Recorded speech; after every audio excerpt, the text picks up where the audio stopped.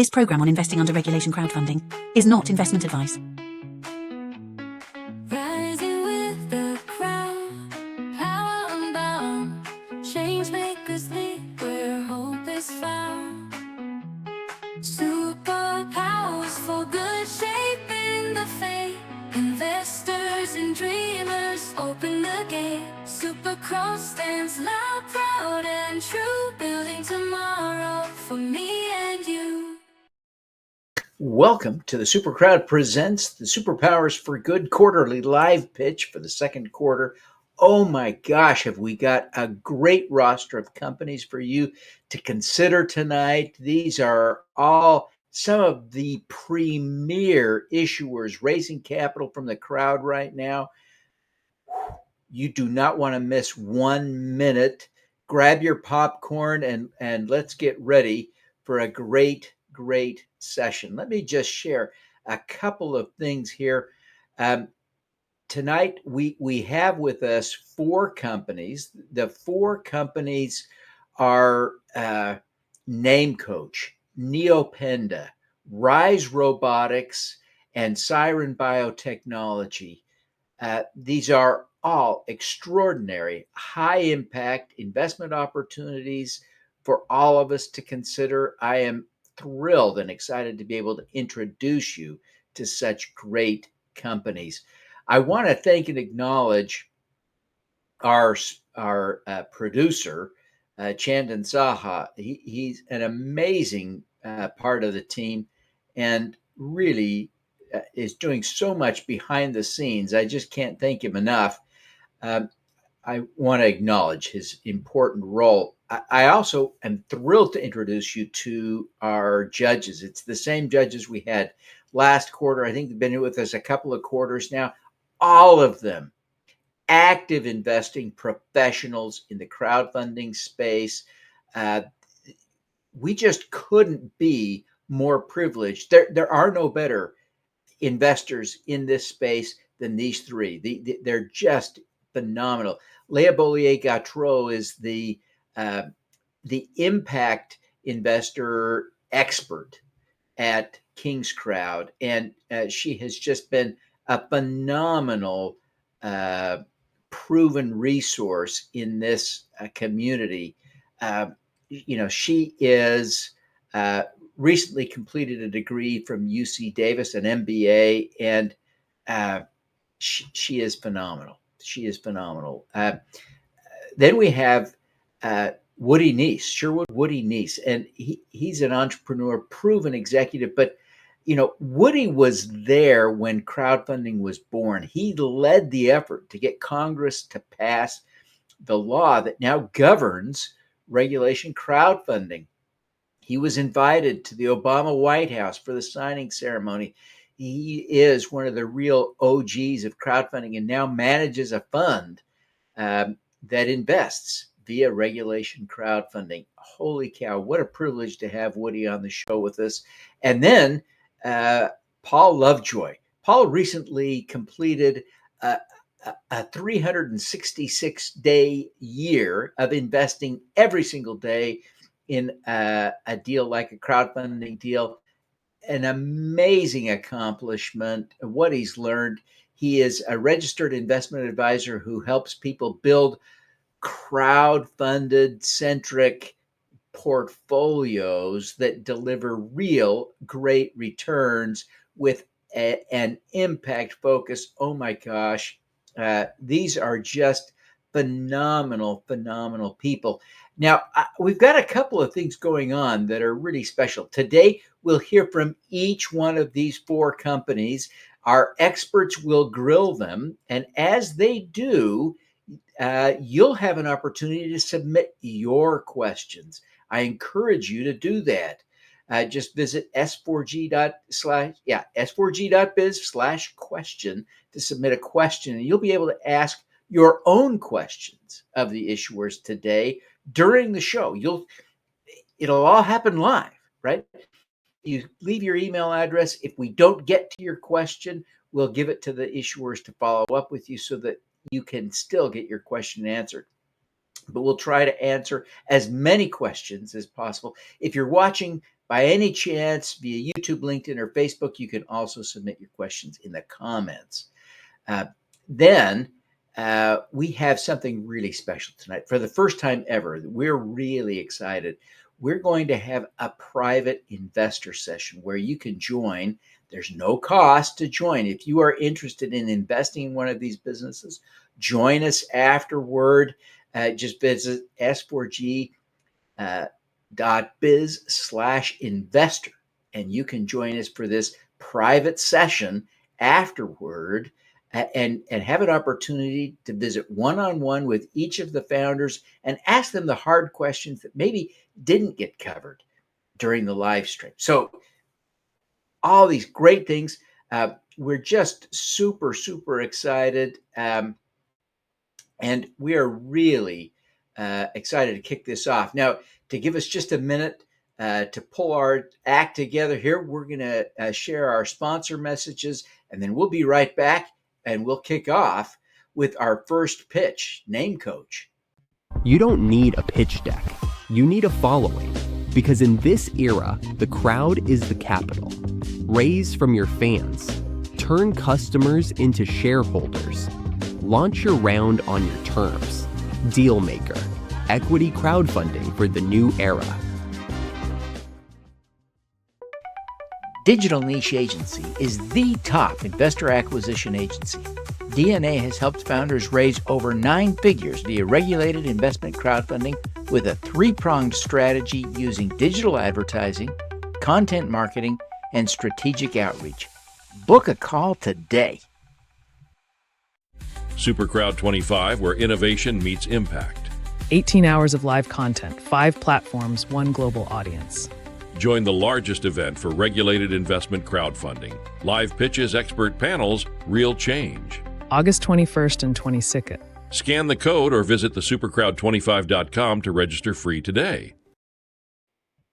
Welcome back. I am so excited now to introduce you to Name Coach. This is just such a special opportunity.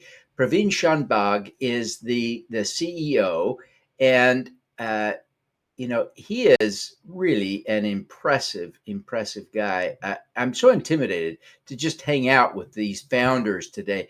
Praveen is a tech innovator, a culture builder. He was a former White House science and tech analyst, Stanford lecturer, National Academy of Sciences fellow, and senior analyst at advisory board.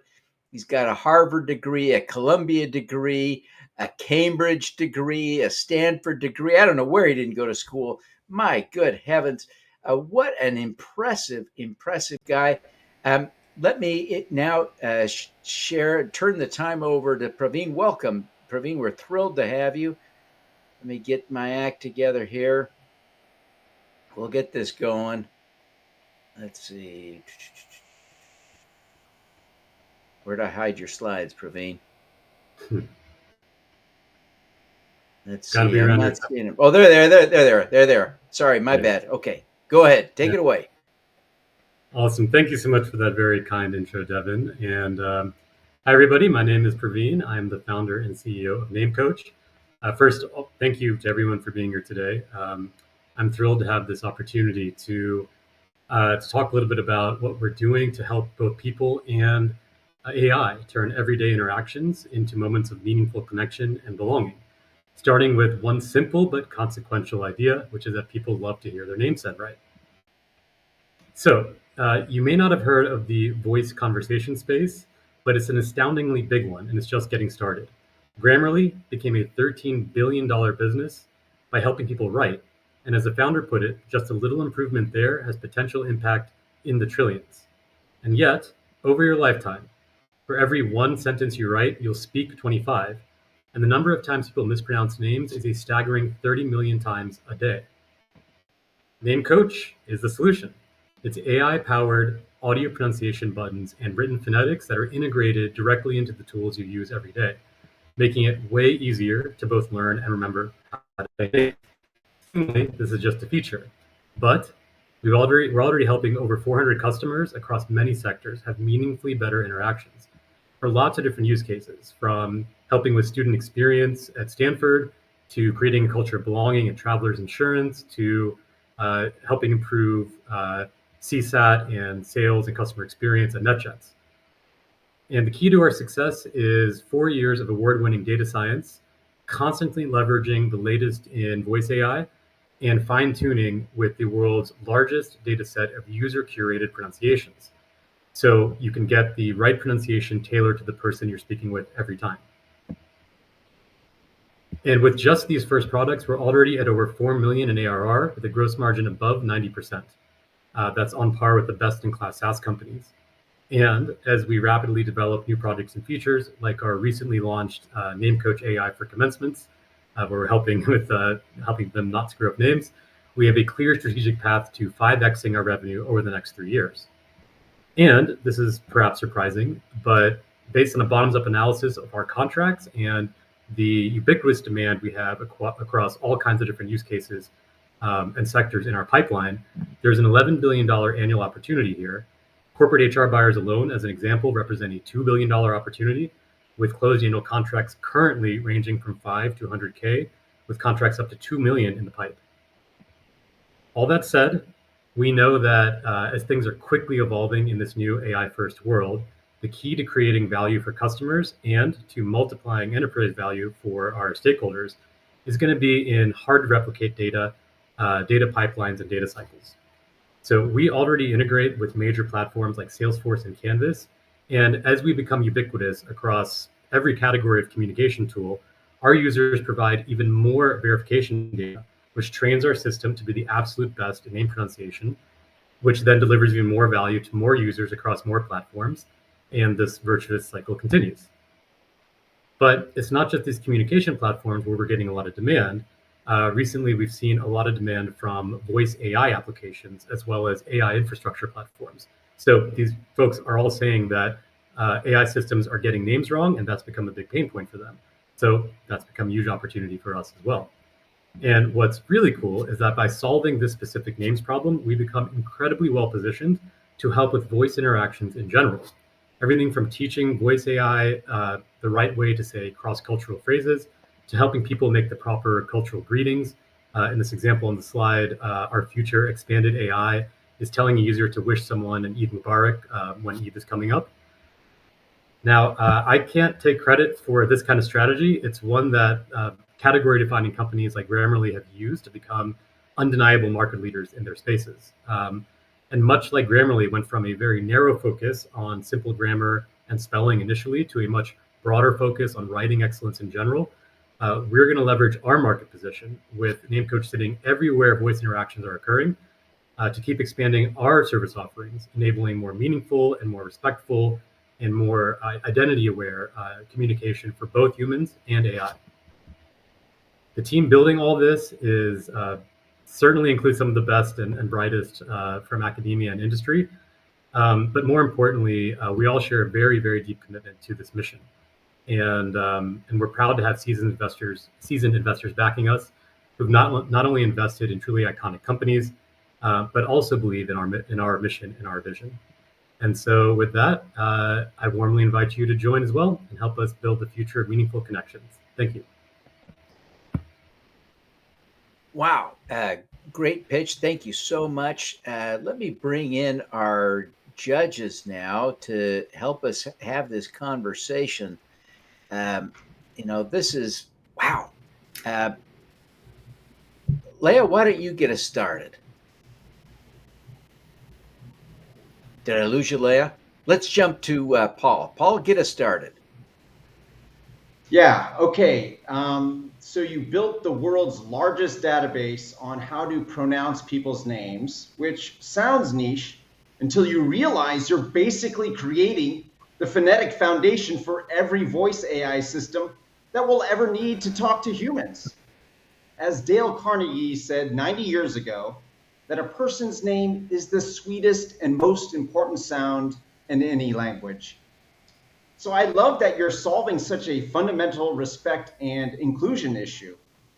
And I am looking at your expansion strategy from pronunciation into the broader $100 billion voice AI market. what's your sustainable competitive advantage from the big companies like Google, Amazon, and Microsoft, which have massive voice AI teams as you move beyond names? Yeah, it's a great question. So part of the advantage, which I alluded to in the slide about our ubiquitous presence among lots of communication technologies, is similar to the advantage, again, that Grammarly had. So a lot of folks ask the same question of Grammarly, like why wouldn't Google, or which had Google Docs and grammar and spelling check in Google Docs, or Microsoft, which has spell check, obviously, and grammar checking. Why is this needed? What's the advantage over those platforms? The key is that what they have and what we have is platform agnostic or platform ubiquitous. And so it sits everywhere, right? It sits in lots of different systems that people are using. They're not just working in Amazon or just working in Microsoft enabled services. They're working all over the place. And that provides the advantage that we're also collecting user data. That is, users are helping us verify pronunciations across all these platforms. So those two things alone create this very specific advantage, or very specific, I should say, data set that these folks aren't collecting. In fact, some of them, I won't name who publicly, but some of them have reached out to us about leveraging our data to help them get better with name pronunciation in particular. Excellent. Actually, I should. Oh, sorry. Go ahead. Oh, go ahead. Finish up, Praveen. Yeah. So and I meant to, I think, to directly address your question, because you were also asking about what we do, beyond names and the defensibility there. I think similarly, a lot of what we have, again, it's because it's platform agnostic. It follows the users around wherever they are. It's personalized to the users wherever they are. The similar sort of value proposition that a platform like Grammarly has. But it also it benefits from the same sort of data flywheel that we have with name pronunciation in particular. Part of the key thing is that no one has really solved this problem, in all these different platforms. And with this very niche wedge, we're able to actually get exposure across that full list. That I mean, there's thousands of CRM platforms, thousands of lots of electronic medical record platforms, not thousands, but quite a few. But lots of dialer platforms, applicant tracking systems.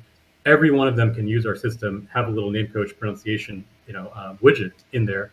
And that's a little wedge that allows us to then expand service offerings through that little, through what we're initially providing. And again, that's something that the big players won't have. That they won't have that wedge sitting across all these different systems. Excellent. Now, Woody, why don't you take the next question? Sure. Praveen, great presentation.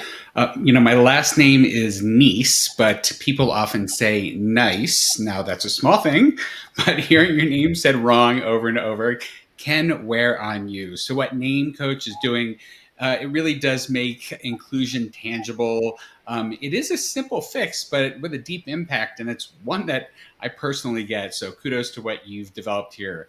My question comes down to the current adoption. You've been talking about, how it can be the applications for it. So talk a little bit about the adoption that you've had in schools or in enterprises. Tell me a little bit about the cost to acquire a customer, because again, like for Grammarly, they put a lot of money into marketing. I think it got viral when everyone realized their grammar could improve. But with these type of things, is it a nice to have? Is it a need to have? Must I have this? How do you get people to change their budgets so that this is something that everyone has and you become that $13 billion example that Grammarly is? Yeah, that's a fantastic question. And you're speaking right to the heart of some of the challenges that we faced and overcome over the past several years. So where should I start? Right. So in terms of use cases and kind of where we're at today, I started in the education space. It was initially because my sister had her name mangled at her graduation, so I built a first version of Name Coach for that. It started expanding out from there. A lot of where we started was from market pull. It was folks asking me, "Hey, can we put this into our learning management systems or our student information systems or the systems that we're using to call up alumni to raise money, to ask them for donations?" In the classroom, when you're calling up someone to ask them for money, all these different scenarios, you don't want to get names wrong. So the folks asking us to to create these services had some budget that they wanted to spend on it. It's not like there's been budget set aside sort of proactively for a name pronunciation solution, right? It's not like a CRM system or something like that, but we'll end up getting budget from one of many different areas. So we often get budget in the education space from the HR department, from the learning technology department, from the CIOs, from registrars, from people in diversity and inclusion. In the corporate space, it's a similar sort of mix of folks, but then you can add on directors of sales, directors of customer experience. One of our biggest contracts is it's for a company that's using us in Salesforce to help with their sales and customer experience, basically help their customer support reps and sales reps pronounce the names of their folks better. So that budget's coming from the technology budget in the from the director of customer experience. So part of the ubiquity of what we do, part of the reason that we're able to get budget from different areas is the ubiquity of what we do. We have different sort of entry points into an organization. I'm trying to remember the other questions you had along those lines, but in terms of thinking about Grammarly, you did talk about the cost of acquisition. Our sales model right now is not a D2C model like Grammarly had. In fact, it's very similar to what Grammarly's first model was a B2B model. So we have a small sales force that sells directly to these buyers. A lot of the pipeline is built from inbound and word of mouth. We do have a small marketing machine we're building out. But as we sort of expand outside of the B2B model, we have lots of different very interesting revenue paths. So one is similar to what Grammarly did, launching a D2C product where we can get individuals using a version of NameCoach, maybe monetizing in a freemium manner there, where they use a free version and then individuals pay for a premium service, or as Grammarly also does, using that as top of funnel for enterprise sales. We're also, and I alluded to this in the pitch, we're also looking at now serving this massive voice AI space, and so in that space, there's a lot of pull, and the delivery method to get in front of the customers, get them in the pipe, it's developing quickly, kind of before our eyes. An example is MCP servers and getting those into orchestration layers. Lots of AI orchestration companies that are now developing that sit between AI suppliers like us and AI consumers who are building, for example, voice AI agents. So we're starting to explore those sorts of monetization pathways as well. Praveen, that's great. We need to give Leah a chance to ask you a quick question. Leah, go ahead.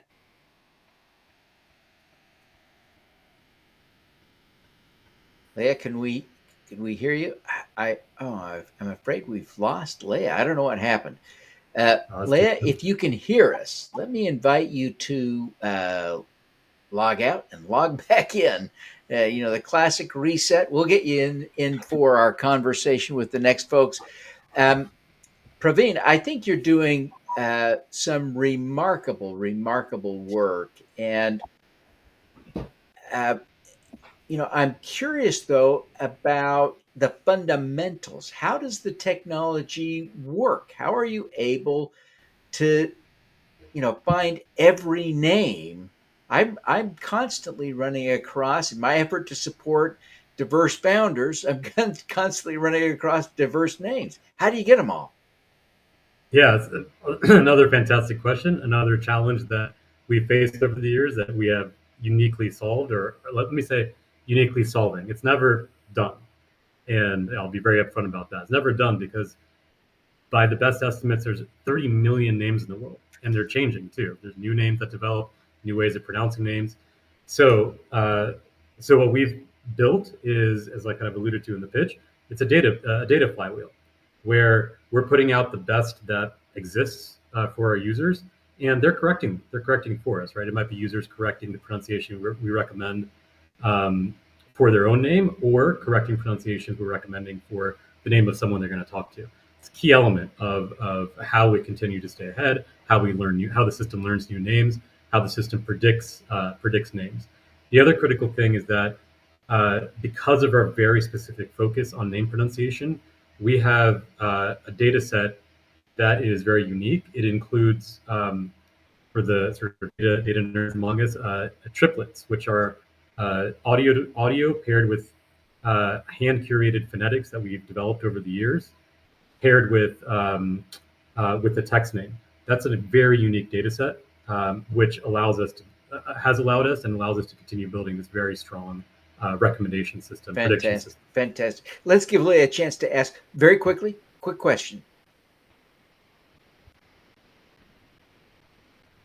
No, Leah, we can't hear you. We can't hear you.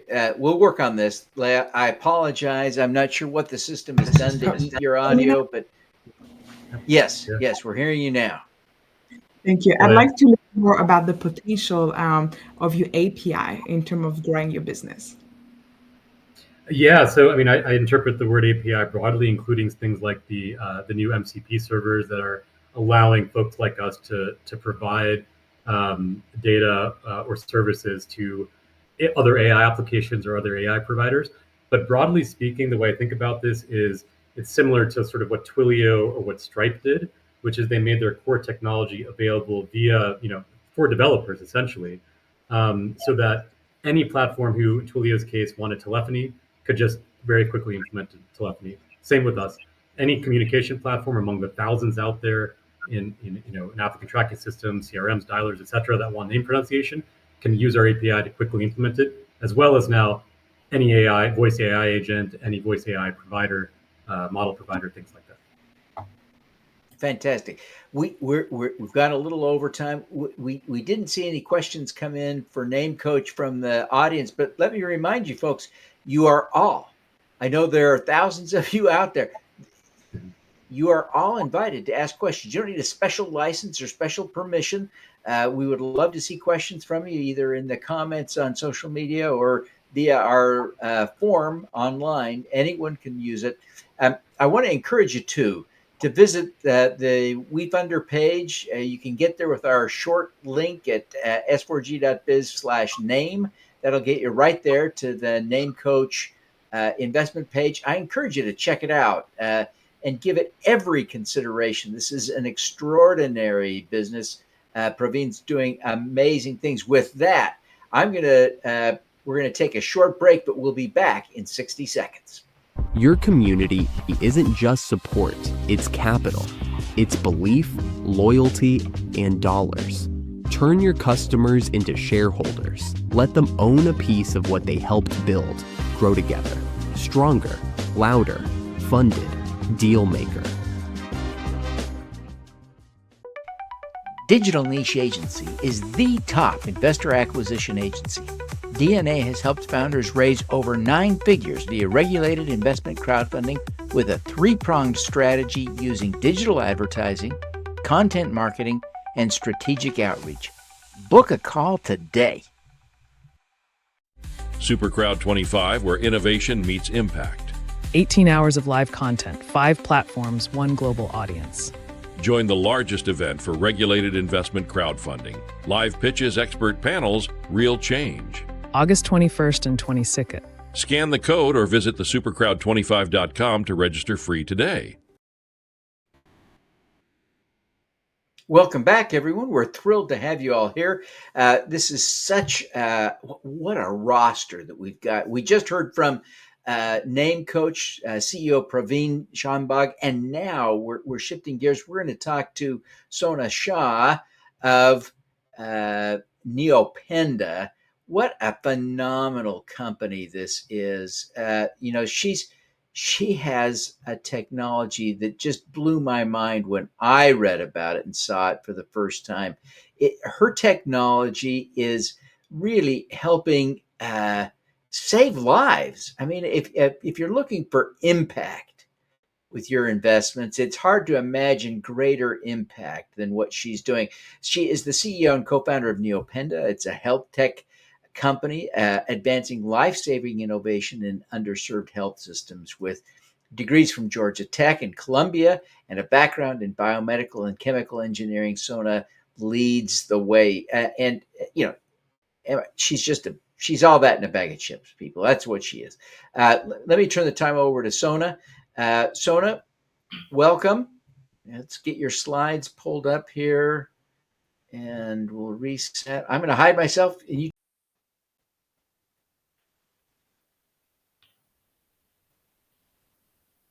All right. Hi, everyone. It's Such a pleasure to be here. Thank you so much for having me. I am Sona Shah, and I'm CEO and co-founder of Neopenda. We are transforming healthcare in emerging markets by designing affordable, life-saving medical technologies. But today, I want to tell you a story about Hope. Hope was born prematurely in Kenya. She had respiratory distress, so she was struggling to breathe. But she was a baby that was one of 150 in the ward that she was born in. And there were only 2 nurses to help care for them. This is a heartbreaking reality that plays out in far too many health facilities. Thankfully, Hope was wearing our NeoGuard monitor, our wearable vital signs monitor. So when her oxygen saturations dipped to unhealthy levels, the nurses were able to rush to her bedside, resuscitate the patient, and respond just in time to save her life. But Hope is one of 30 million newborns in low and middle income countries globally who need intensive care every single year. Sadly, 2.5 million of those patients don't make it, largely due to late intervention. That's exactly why we developed NeoGuard. NeoGuard is a wearable vital signs monitor that continuously measures 4 crucial vital signs: pulse rate, respiratory rate, oxygen saturation, and temperature, all in a simple headband. The vital signs from multiple newborns wirelessly connect to a centralized dashboard on a tablet provided with our system, so clinicians can look at one screen and be able to tell what's going on with all their patients. So this seems like such an obvious solution, but traditional monitoring equipment is just too expensive. It's bulky, it's power hungry, and it's fragile for the environments that we operate in. So even when this equipment is donated, it ends up in what nurses call the equipment graveyard. We know that we won't end up in that graveyard because we've designed our system directly with and for the users in 85% of the world's population. We're honored to have been recognized globally for our work. NeoGuard is CE marked, which is European version of FDA clearance. It's patented, and we manufacture under ISO 13485 certification. So we've essentially done all of the hard work of medtech. We've won awards from MIT Solve, Fast Company, the UN, and others, validating both the technology that we've created and the model of our solution. Recently, even the WHO has recognized the innovativeness of our work. The reason why we're getting so many recognitions is because we are solving system-level problems. My co-founder Tess and I met in a biodesign course at Columbia University, and since then we've built a team that bridges global medtech expertise with deep local experience. We've already helped thousands of patients just like Hope, and we're just getting started. We've launched commercially in Kenya, focusing first on neonatal care, the most complex and critical use case.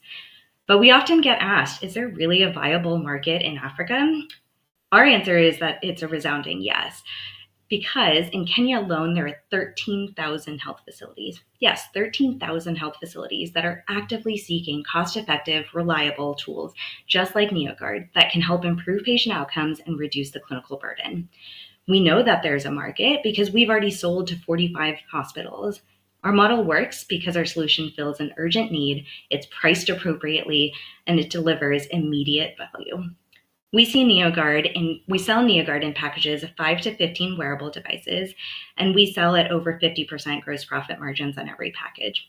What we're building is not charity.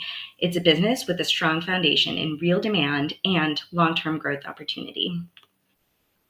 While we continue to sell to new facilities, we also have the ability to grow within our existing customer base by expanding our vital signs monitor to pediatric and adult patients, which can increase our revenue potential by up to 27x per facility. We're also adding in spot check use cases for outpatient care and primary health care, and we're not stopping at hardware. We're launching NeoCloud by 2026, a software platform that transforms patient data into actionable insights. It's a game changer for clinics that are currently operating without any reliable data. We're tackling a $3.4 billion market opportunity for vital signs monitoring in Africa, and it's growing at faster rates than even here what we've seen in the US. We've proven demand and product market fit in neonatal care, and we're scaling to meet broader markets, broader needs with a strong foundation, real demand, strong margins, and a clear path to growth. We've raised $6 million to date, half from competitive global grants like Cisco, Wellcome Trust, Grand Challenges Canada, and the other half from a lot of investors ranging from angels to institutional VCs. Now we're raising a community round to scale. We invite you to invest in a future where patients like Hope have the opportunity to survive and thrive. Invest in Neopenda. Thank you for your time. Thank you so much. What a great pitch. Just such a powerful story. Let's bring our judges onto the screen here and invite them to share some insights and questions. Leah, let's try and start with you again. I think we've got you figured out. Hopefully, yes. Hi, Sona. So nice to see you again. So Neopena is actually rating a 4.9 over 5 on King's Crowd, and you definitely have a lot of exciting achievement that you've done already with this company. And one of the things you succeed is you achieved to get the CE mark, which is the European equivalent of the FDA. Can you please tell us more how it helps you with your go-to-market strategy in several countries across Africa? Yeah, that's a great question. Thanks so much, Leah. And so we aren't compromising quality, safety, or efficacy of the products just because of the markets that we're operating in. Most of the African markets that we are working in rely on FDA clearance or CE mark. And so it really becomes almost a checkbox activity as we launch into new countries. So going for one of the most stringent regulatory clearances in the world is not only good design for our product and is essential for ensuring safety, quality, and efficacy, but it allows us to scale very rapidly from the 3 countries that we're operating in to 54 across Africa and emerging markets globally. Fantastic. Woody, what would you like to know? Let me just make sure. Okay. So that was really fascinating. And, as a dad, I remember how nerve-wracking it was just to bring my healthy newborn home. Like, I can't even imagine being in a place without the tools to monitor a sick baby's vitals. So I think what you're building is really fascinating. It gives parents and hospitals in underserved care communities a fighting chance. And I think Leah was onto something that I want to sort of go on to a little deeper. So you're targeting Kenya. You've talked about these 13,000 clinic opportunity, and you're in 45 so far. Can you talk a little bit about how you got in those first 45? Who your sales team is? How do you manage a sales team across the world in terms of, getting to 13,000 clinics in a pretty large country? And how do you expand upon that in the other countries that you plan on expanding in?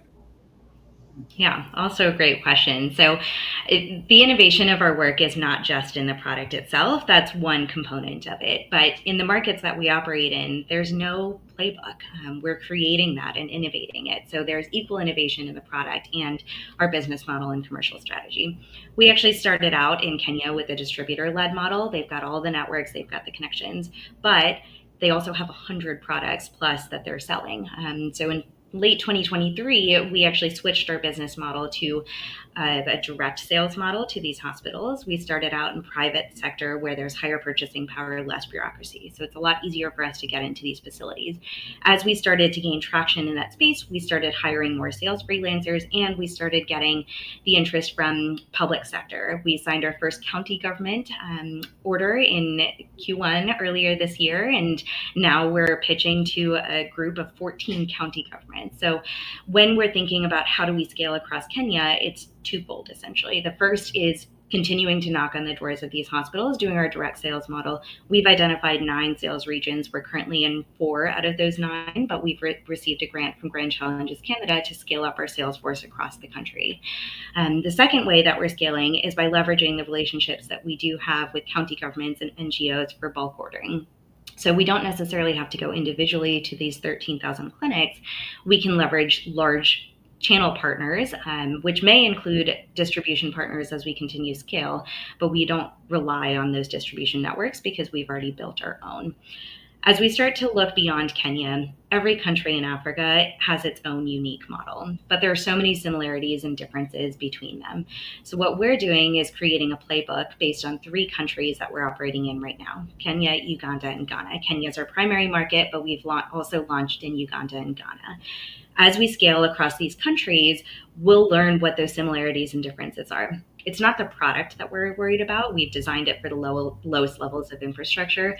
Where we are thinking is more around supply chain and training and customer support and sales. If the country doesn't have a large private sector, the model that we started with in Kenya may not work the same. And so that's exactly how we're leveraging the 3 countries that we're operating in to scale beyond all across Africa and into emerging markets globally. Fantastic. Paul? Yeah, the NeoGuard. It's like a Fitbit for babies in hospitals, except instead of It's actually been called steps, that by Inc. magazine. well, except instead of counting steps, it's counting heartbeats and other vitals to save lives in understaffed African hospitals. Incredible. Now, your gross margin progression from 40% to 70% through local assembly is compelling. But I'm curious about your capital efficiency strategy. With 45 hospitals currently onboarded and a 27x growth potential per hospital, what's your customer acquisition cost versus lifetime value? Yeah, it's a great question. So honestly, right now, our customer acquisition cost is higher than we'd want it to be, but that's because we've just launched into our countries. And so really, as we're looking at the 27x opportunity in our markets, what we're looking at there is scaling from neonatal patients to pediatric and adult patients. So it's the exact same salespeople going to the exact same hospitals that we've already converted, and they love our product, for them to be able to say, hey, let's use it in our pediatric and adult patient wards. Let's use it in outpatient departments. So for us, the customer acquisition cost significantly decreases as we continue to expand our product offerings into new patient populations. On top of that, we're getting a lot smarter about how to actually sell these products. I think product market fit is underestimated how much work actually goes into that phase. And it's not just how do we sell product to the right target customer, it's also how do we make sure that the customers actually love the product. And we've spent a year and a half really focusing on that. And now that we've got that proven model, we're scaling up both the sales and our customer support. Where we're thinking more about is actually how do we scale things like customer support, which right now require a little bit more human touch than we would want. But we've got some really robust plans that allow for more remote customer support. For example, AI-enabled chatbots to support with any questions that our nurses may have. So the lifetime value it's not a one and done. While we do sell in packages right now and it's a capital expenditure, we do expect that there is a pseudo recurring revenue model by facilities that are being upselled. We're going to these new patient wards. They're building additional capacity, which allows us to sell more devices to the same customer. And beyond that, we are excited to launch NeoCloud next year, which will allow us to generate recurring revenue from these exact same customers as well. Fantastic. We've got just a minute or two left. Leah, why don't you, if you've got a follow-up, why don't you fire away? Yes, Sona, could you please tell us more about, as you're trying to grow your sales, how is your manufacturing strategy going to evolve as well? Yeah, it's a great question. So right now we manufacture in Malaysia. We have a contract manufacturer that does everything for us, from sourcing all the way through final assembly. What we're realizing is that there is an ability now on the African continent to build local capacity for manufacturing. It's really great, of course, to boost local economy. It goes with the ethos of the company. But importantly, for the business model, it does actually increase our margins by up to 30% or reduce our COGS by up to 30%. And that's for things like import duties, shipping, the ability to kind of warehouse locally. So we're really excited that the Canadian grant that we recently received is actually funding our ability to bring some level of local manufacturing. We're not doing everything. It's risky to do that. So we're starting with packaging and final assembly areas that are a little bit less risky to bring over, essentially building 2 separate lines, one in Malaysia, one in Kenya, that will enable us to leverage the cost benefits as well as boosting the local economy. So we're excited to be kicking off that project with a local partner and waiting any day to see the new designs. Fantastic. Now, Woody, do you have a follow-up? We've got just a minute. Okay, no, I can be really quick about it. Sona, you brought out the point of power as being something that makes your product more efficient and better than the existing products in the marketplace. Can you talk a little bit about how you power these devices and what makes it different, and why it's better that way? Yeah, absolutely. So when you think patient monitors, you probably are envisioning those big patient monitors that are bulky. They're one to one, so one patient to one monitor. They do require continuous power and they cost 10x what we charge. Our device is powered by a battery. It lasts for 36 hours without having to recharge the battery. And then you can pop the device out of the band, recharge the battery for less than 2 hours, and then it's ready for reuse on the next patient. Of course, cleaning it as appropriate. So we've designed it for those lowest levels of infrastructure where power instability is such a massive issue. Every single one of these wearable devices connects over Bluetooth Low Energy to the centralized dashboard on a tablet provided with our system. Off-the-shelf tablet preloaded with our app. You can't use the tablet for anything else. So it is a more power efficient use of tablets as well. Beautiful.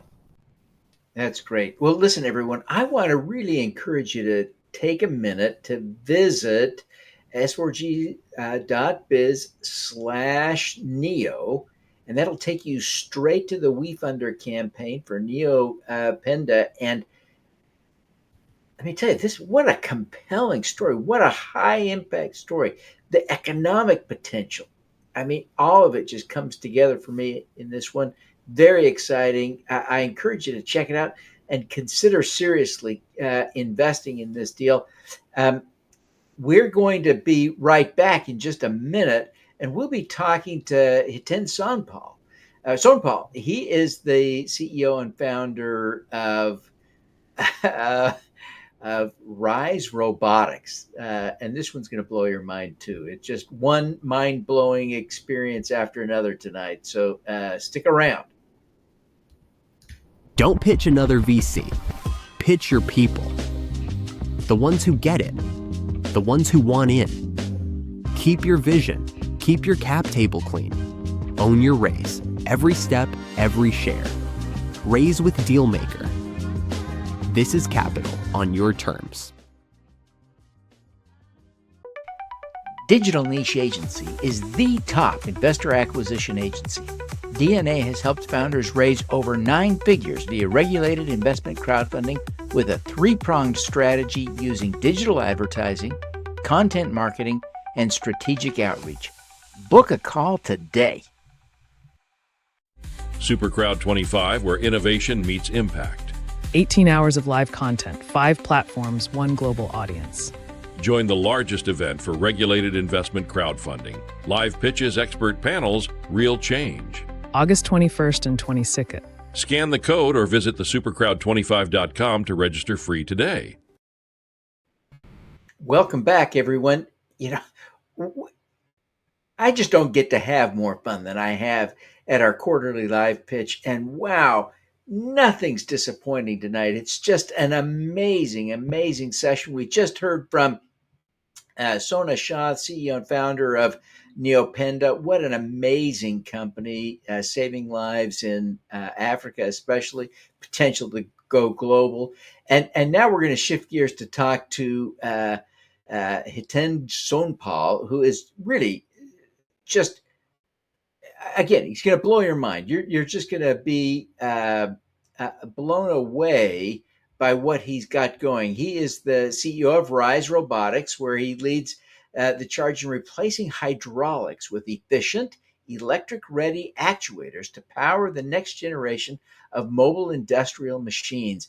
A veteran product and engineering executive with decades of experience at companies like iRobot and Electric Sheep, Hiten specializes in accelerating complex robotics from concept to market. He's passionate about AI, autonomy, and building teams that deliver impactful results. My gosh, Hiten, we're thrilled to have you. Welcome. And I'm so excited to share. There we go. We've got your slides ready to go now. Fine. Fantastic. Take it away, Hiten. Devin, thank you. That was an incredible introduction. I have a slight complaint. I wish I wasn't following Sona. Saving lives is hard to compete with, but I'm going to give it my best shot. So I'm the CEO of RISE Robotics, and we are powering a new era of electric heavy machinery. What's exciting about our deal is that KingsCrowd has rated it 4.7 out of 5 stars, and we were very thrilled to get that rating. A quick summary of our traction till date. We've generated $9.1 million in total revenues. We have over 20 patents. We've raised over $24 million. We're backed by Techstars, The Engine, Fortistar, and Gates Corporation.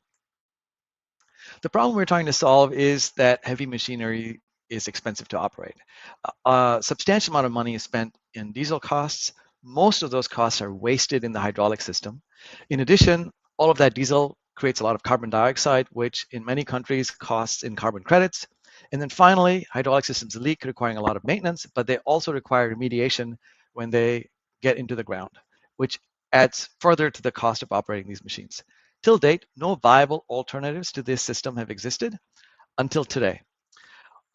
We've invented a new technology that replaces hydraulics that we call beltrolics.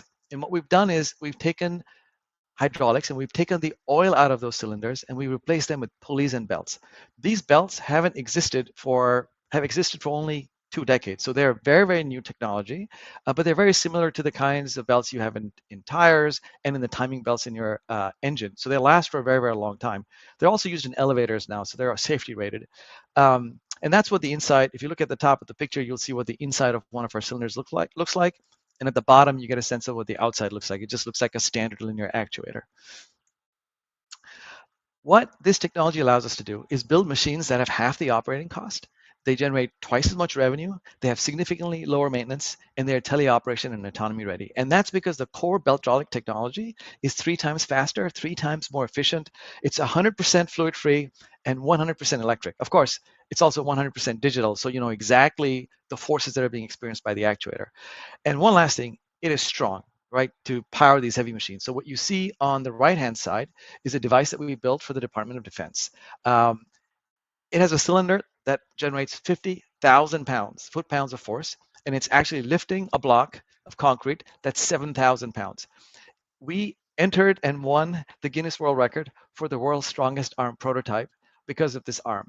And so I have very high confidence in the performance of this technology and what it can do for heavy machines.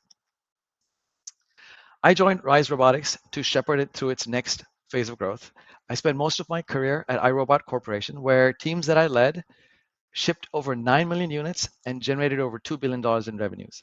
The 4 founders of the company are still with the company. They went to school at MIT and Rhode Island School of Design, and they spent over a decade generating the patents and de-risking the technology. We are targeting the 600 billion heavy machinery market. Our beachhead is going to be liftgates, where we have a partnership, a joint development partnership with Anthony Liftgates, and then we're also looking at beltrolic components. Both of these are planned to launch in the second half of the year. This is our roadmap. You can see we're already in production with a device that we call the Common Lifting Device that we've sold to the Department of Defense. And the second half of this year is going to be very exciting for the company because we're going to get our first commercial products in production. Our projections for the next 5 years are to hit $130 million in revenue. A bulk of that will come from our liftgate product, which I mentioned is a partnership with Anthony Liftgates. What's exciting about this liftgate is because of the core beltrolics technology, it is the world's first hydraulic-free liftgate. And because it operates faster and has lower maintenance, it generates $22,000 of additional revenue per liftgate for our customers. And that is a ROI of 6 months, which is incredible. We'll be launching this particular product first to pilot and then in production in the second half of the year. What excites me more is not what we're doing today, but also the possibilities of our core technology and our components. One of the things that we can do, because beltrolics is so efficient, it's 75% efficient, is build perpetually unloading machines. So these are machines like the forklift you see on the left that derive the energy to operate from lowering heavy loads, almost like an electric car would regenerate energy when you brake. So that particular machine that's unloading those containers, if it was just doing unloading from a container ship, could do it 24/7 and not require recharging. Our technology is that efficient, so it's very, very exciting. And of course, because we're 100% digital, we enable the building of virtual models, which then opens up possibilities for teleoperation and autonomy. We think we have plenty of opportunities here for an exit. Just in components alone, companies like Ultra have been bought for $5 billion by Regal Rexnord. Rockwell Automation has made 23 acquisitions. Flowserve is public. And then on the OEM side, which is when we start talking about lift gates and tractors, we have an even bigger market cap opportunity, just like Tesla and John Deere. We think we have an incredible deal. I hope you'll check out our campaign on wefunder.com/RISE Robotics. With that, back to you.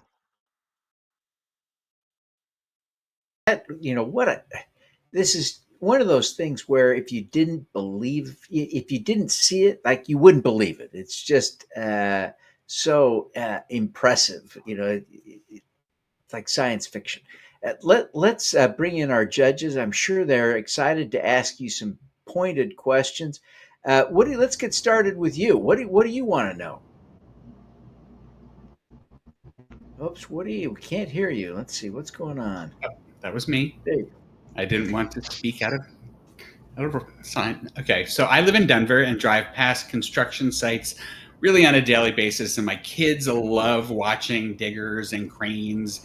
But what really blew me away is how you guys are replacing traditional hydraulics with this belt-based system that seems to be quieter, cleaner, and emission-free. It's engineering that could help decarbonize one of the dirtiest corners of our economy, really. So you're taking on like this massive legacy hydraulic system industry. Big players, they have entrenched market share. So what I want to know is, talk to me, this is like Devin was saying, it's mind-blowing. Who's your first big whale customer that proves that you can actually displace the old guard, and how are you going to get that customer? Well, we're working on a pilot with a global beverage brand that I can't talk about, and that's going to be our first whale customer. We have several whale customers in the pipeline, and any of those would cover our revenue targets for this year and next year. So it's a very exciting space. Great. Fantastic. Let's go to you, Leah. What do you want to know? So I know that your product really helps companies, lift gates go faster than regular hydraulics, and therefore it helps companies not only save money but also increase revenue. Can you give us maybe an example of how your product doesn't only make sense in a climate perspective but also in an economic perspective for companies? Yeah. So as I mentioned, like one of the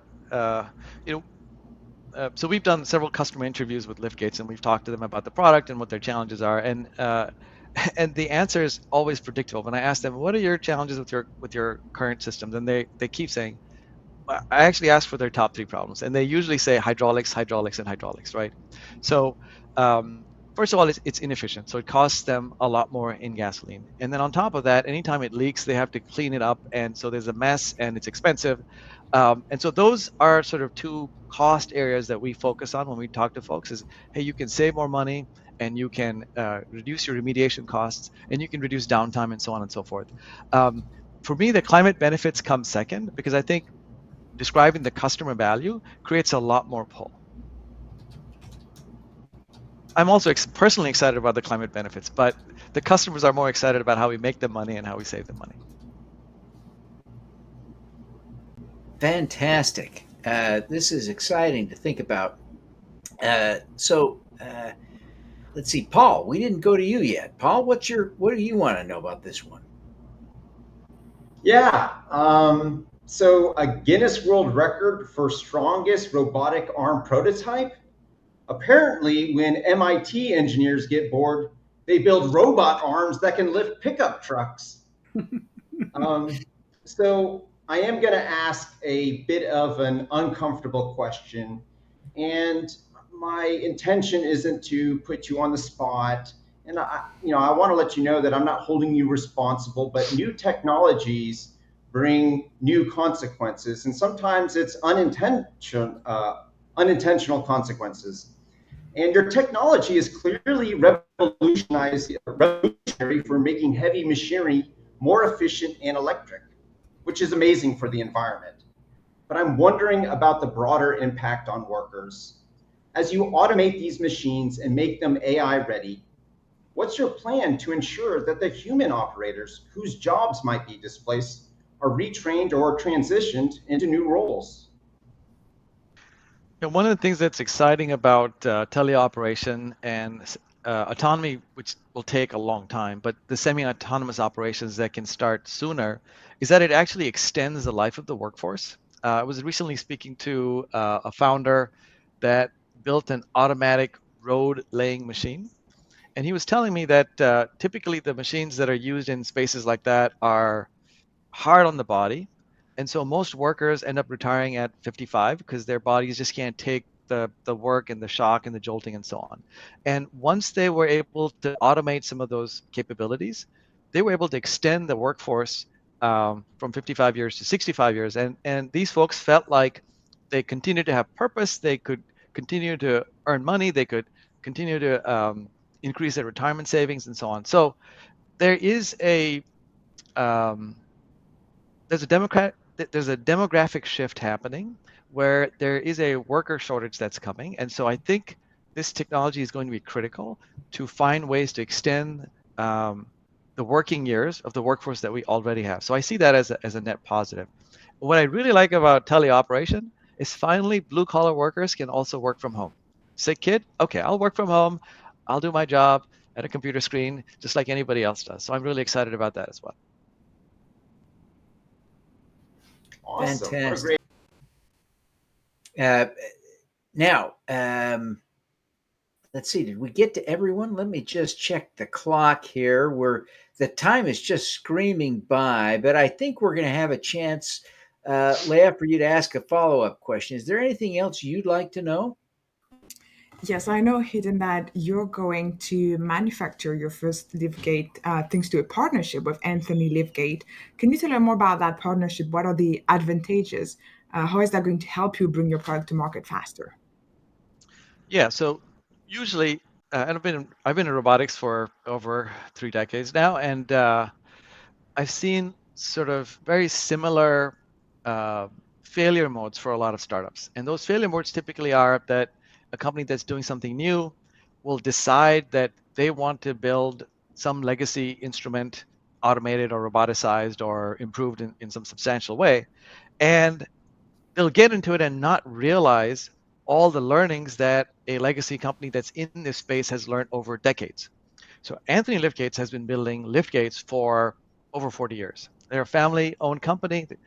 We love our partnership with them, and they already know all the most common failure modes. So when we think about the tech stack, we don't have to address 80% of the tech stack because it's already mature, it's in production, it's been tooled up.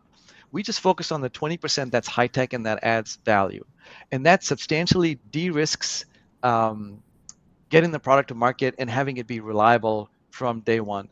What it also does for us is that we get customer insights from our partner because they've been selling liftgates in this space.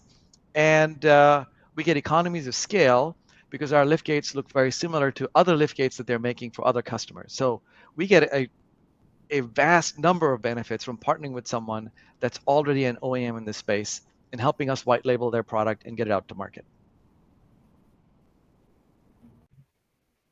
Wonderful, wonderful. I think we've got just time, Woody. If you've got a follow-up question. Yeah, I don't know. Do you guys own the intellectual property behind this, the belt technology? And if so, have you? I know there's a lot of applications, but have you considered the licensing potential of that as well? Yes, we have. We have over 20 patents on this technology, and the patents cover everything from taking rotary power and converting it into belt power, transmitting belt power from point A to point B, and then converting belt power back into piston power, if you will. And then, as far as licensing opportunities, yes, we have had several conversations, and we're very open to licensing because one of the easy ways for us to scale this technology is to partner with someone that's already building cylinders of some kind and wants to expand their portfolio to something that's cleaner, faster, and more efficient. Great. Fantastic. Let me just look at the clock here. We've got time. Paul, if you've got a follow-up, we'd love to hear it. Sure. Given that you're targeting a $600 billion market with your patent-protected technology, how are you balancing direct product sales versus licensing deals? Which model gives you better margins and scalability as you grow? Well, that's an interesting question. Well, our current investors would like us to do direct sales because that has the highest revenue potential. Licensing can have high margins, but it doesn't have the revenue potential because it's very capital efficient, but doesn't have the same revenue potential as doing direct sales. So currently, we're not saying no to any model. There are certain very large OEMs that we couldn't service ourselves today or even in the next 3 to 4 years. And so there, it makes sense to partner with an integrator like Danfoss, with whom we already have a collaboration, or Bosch or Parker Hannifin. These companies build up kits for OEMs, and they would be a very helpful partner with whom we would license the technology. So that's how we would think about licensing. Is there's definitely a direct model working with smaller, nimbler OEMs, and then when it starts to come, when we start thinking about the really large OEMs like Caterpillar and Toyota and Volvo, we need somebody that has a distribution network and a support network and so on. And so there, licensing makes a lot more sense to target what's a bigger opportunity with less capital expended on our side. Okay. Well, what a great pitch. It's been so exciting to see what's going on here. Hiten, you've got just the greatest stuff. SuperCrowd, as you're watching this happen and thinking about this, I want to really encourage you to visit s4g.biz/rise to get to the WeFunder page directly and check it out. See if this makes sense for you. But what a compelling story. It's just so exciting to think about the potential here. I encourage you to check it out. We're going to take a short break. We'll be right back. And when we come back, we'll be talking with Dr. Nicole Paulk about yet another life-saving, super cool technology, infinite scale. Again, oh my gosh, it just never stops, does it? Hey, stick around. These don't fund communities, people do. When you raise from your community, you raise more than capital. You raise believers, advocates, ambassadors, built together, funded together. Equity crowdfunding, powered by Dealmaker. Don't fund communities, people do. When you raise from your community, you raise more than capital. You raise believers, advocates, ambassadors, built together. Don't pitch another VC. Pitch your people. These don't fund communities, people do. When you raise from your community, you raise more than capital. You raise believers, advocates, ambassadors, built together, funded together. Equity crowdfunding, powered by Dealmaker. Digital Niche Agency is the top investor acquisition agency. DNA has helped founders raise over 9 figures via regulated investment crowdfunding with a 3-pronged strategy using digital advertising, content marketing, and strategic outreach. Book a call today. SuperCrowd 25, where innovation meets impact. 18 hours of live content, 5 platforms, 1 global audience. Join the largest event for regulated investment crowdfunding. Live pitches, expert panels, real change. August 21st and 22nd. Scan the code or visit thesupercrowd25.com to register free today. Welcome back, everyone. Thank you so much for hanging with us. We're now ready to hear from our last presenter. You will not be disappointed. This is a great way to sort of end our time together because Dr. Nicole Paulk, let me just say, she's a big deal too. She is the CEO and founder of Siren Biotechnology, a pioneer in vivo gene therapy, a recognized leader in AAV gene therapy. Nicole brings nearly 20 years of experience spanning academics and industry. Formerly, she was a UCSF professor. She's advised major pharma companies, helped shape FDA guidance, and invented technologies licensed across the field, all with the bold mission to bring creative cures and therapies to patients. Oh my gosh, what a company, what a company. Nicole, we are just thrilled to have you. Welcome. We're excited to hear your story. I'm pumped to be here. All righty, let's make sure we've got your slides pulled up. I think we need you to share them on your end, and then I can share them. All right. Okay. All right, ready to roll? Yep, we're ready. Take it away. All right, so thanks you guys. My name is Dr. Nicole Paulk, like you heard, and I'm the founder and CEO of Siren Biotechnology. And today I'm going to be sharing with you a little bit about how we are transforming the deadliest cancers into treatable diseases. So someone is diagnosed with cancer every 1.7 seconds. If that feels fast to you, it is. If that feels unacceptable to you, welcome to the mission of Siren. You can basically consider yourself on our team. At Siren, we're actually trying to bridge two worlds and bring two existing therapies together for the first time. And those are kind of shown here on the left to create a brand new type of cancer therapy that's actually never existed before. So we do viral gene therapy, and the virus that we use is called AAV. The nuance there doesn't matter, but we use a particular virus that we can actually engineer, and it's kind of like a little FedEx truck. And we can engineer this FedEx truck and tell it where to go in your body, like go to your lungs, but not your kidneys, or go everywhere, but essentially go to the tumor, right? That's where we want it to go. And we can have it deliver little medical packages to exactly that spot that we programmed it to go to, in this case, into the tumor.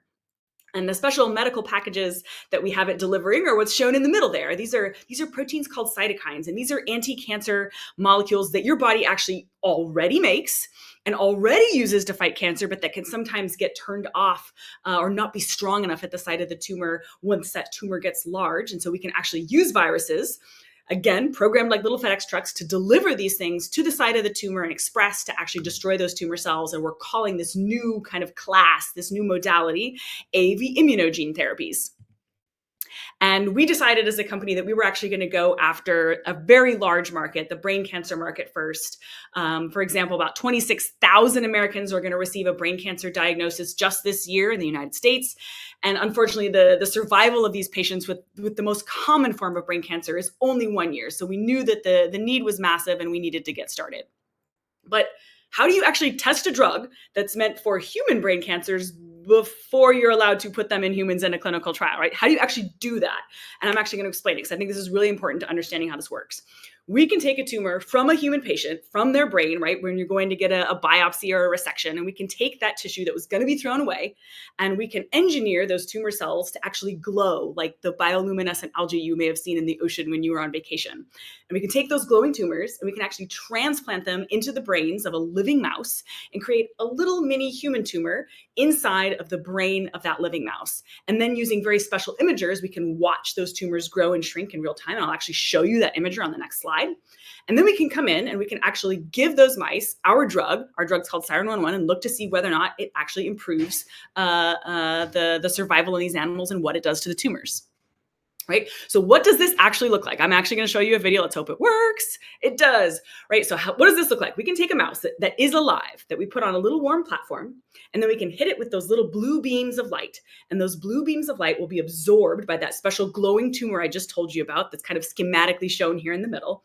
And then depending on the size of that tumor, if it's small, you'll get a little bit of that red wavelength of light that gets reflected up into the detector. And if the tumor is big, it will reflect more red light. And so in that way, you can see in real time, is this a big tumor or a small tumor? And you can do all of this non-invasively to a living mouse that's just on a little nose cone. It's breathing a little bit of anesthetic gas to make it sleepy while we're doing the imaging, but you can watch in real time to see whether or not the tumors are growing or shrinking in these mice in response to your therapy. So what does this actually look like in our animals, right? So I'm showing you a very small example here. We've got control animals there on the left that have been treated with things like standard of care or a control virus or things like saline versus the ones that received our drug called Siren 101. And you can see within just 2 weeks, their human brain tumors have been completely eradicated within just 2 weeks of treatment. So we've been super excited with these results, but I'm only showing you the results from 8 here, but we've treated well over 600 of these. What does this actually look like? That number can be kind of hard to wrap your mind around. If we pretend all of the animals we've ever treated, all 600 of these special humanized mice are shown here, and we take the control animals versus the ones treated with our new drug here on the left, and we start the experiment clock, you can see within 3 weeks how many of the control animals have died and gone white versus at 8 weeks versus at 12 weeks, right? And so what you can see is that by 12 weeks, absolutely none of the control animals are surviving. This is exactly what we see in human patients, right? Most of these advanced brain cancers are 100% fatal versus the animals that received our drug, where 86% of them are alive at 12 weeks. What does that mean in human timeframes, right? That would be the equivalent of surviving 20 to 30 years versus the current standard of care. The best drugs we have on the market right now only allow you to survive for 1 year with certain types of brain cancer. So we're really excited about the possibilities here. Where are we at in our path to patients? We're right in that little white spot here on the slide. We are finishing up our absolute last animal study that's requested by the FDA, and we should be able to start human clinical trials actually in early 2026. So the patients are waiting and we're ready to move. But the brain is really just the beginning, not only for Siren 101, but for all of Siren. And we're excited to start expanding into additional solid tumors in 2026 as well. And we're breaking barriers into this massive market, like I said, starting in the brain, which is a $3.2 billion market, but moving into other solid tumors. We're backed with $28 million from really marquee investors like Founders Fund and Lux. And we hope that you guys take this opportunity to join us in investing in the future of cancer care. Thanks so much.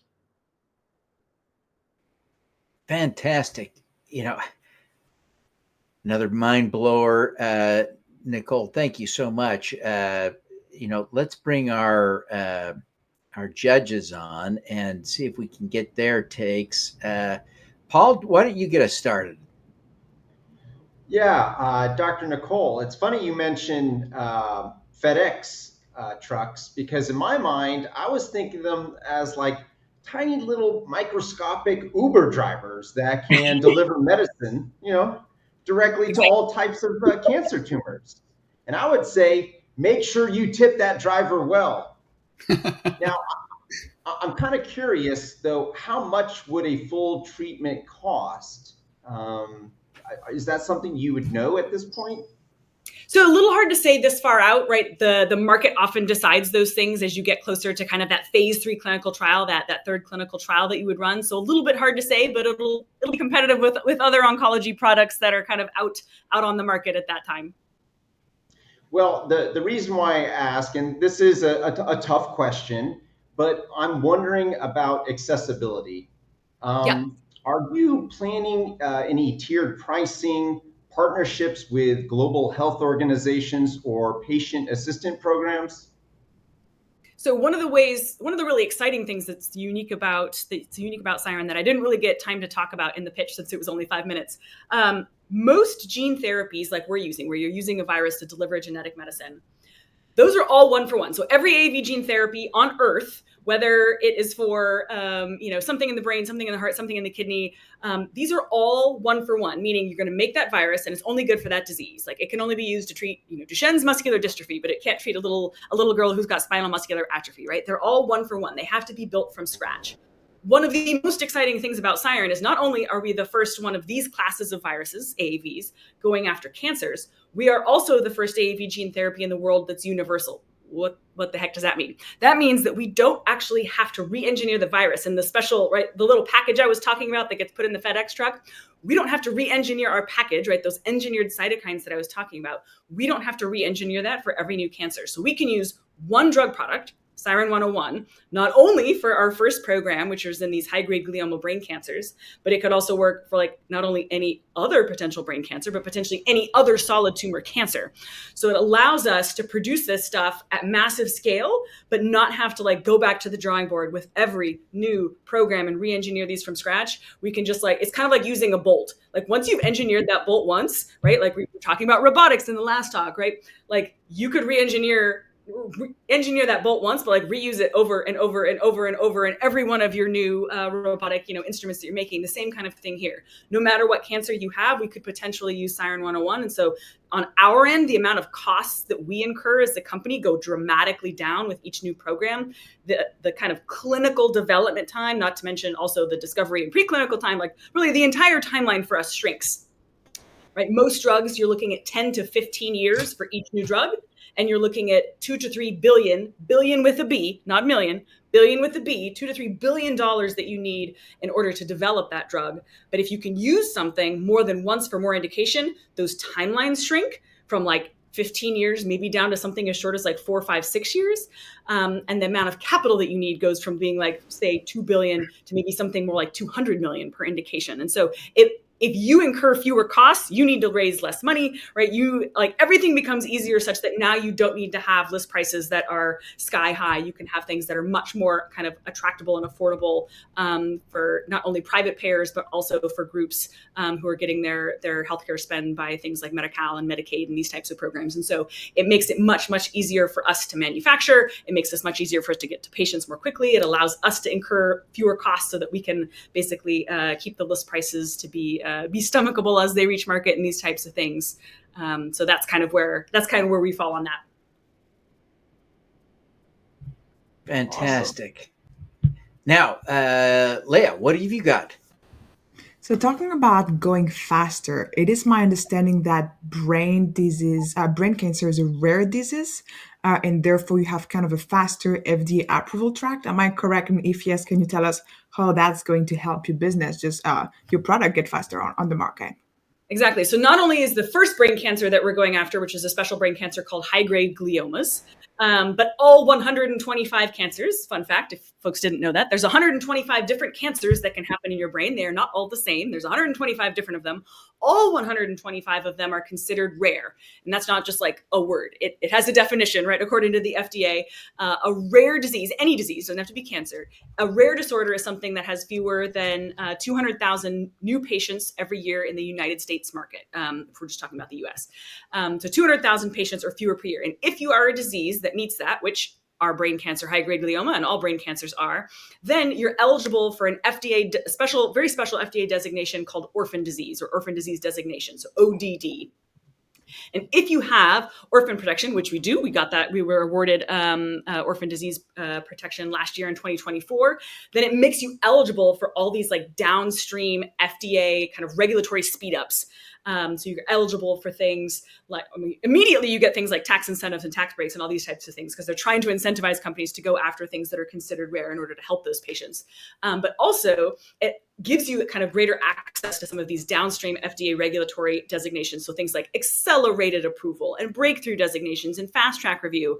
And the nuances of there don't necessarily matter. What's important is that all of those make it so that you basically get reviewed sooner and faster by the FDA, cutting further time off the kind of like clinical development times that you need. So for example, if folks remember, even if you can't picture it in your head, but try, right? That slide that I had where it was showing like, where are we at in the path to patients? And it was like that little white dot. It's like, we are here. We're about to start our clinical trial, our phase 1, right? Most drugs, basically every drug you've ever taken in your entire life, for the most part, has had to go through 3 separate clinical trials, right? A phase 1, Then after that, finished a phase 2, and then after that, finished a phase 3. One of the fun things that you can do if you have these rare disease designations and some of those things I was talking about, accelerated approval and these types of things, is it allows you to do things like drop that phase 3 trial. And you can have that last trial you run be your phase 2 trial. And what that means is that you can cut, shoot, a phase 3 trial can be whole digit years. It could be 2, 3, 4, 5, 6 years of time that now you can cut off. In the brain cancer space, right, these trials tend to be about 1.5 years.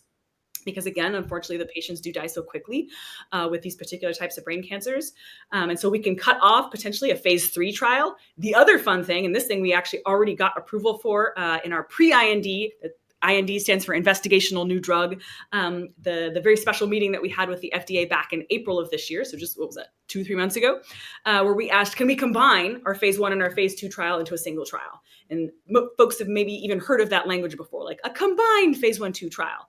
And that just means that we've basically got pre-buy-in from the FDA to combine these trials all into one. They still run in sequence. You run the phase 1 trial and then you run the phase 2 trial. But what it means is that you don't have to separately report to the FDA in the interim and then queue up a whole separate trial. So as soon as you've dosed the last patient in your phase 1 trial, you can immediately start dosing the first patient in your phase 2 trial without a gap in time. And that gap in time is significant. That can very often be a whole year.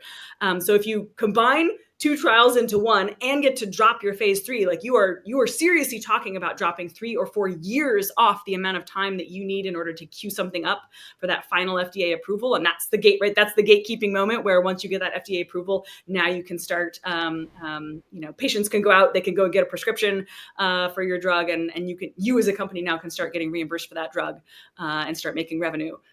So really, really, really speeds up the development time, particularly the clinical development for time, as well as that kind of our commercial scale up time as we get closer to late stage. All righty. What do you want to know? This is fascinating. This one really hits home because my neighbor's 9-year-old son was just diagnosed with stage 3 cancer and is going through chemo and radiation, and seeing what his family is going through and enduring, it really makes me appreciate how revolutionary something like this can be.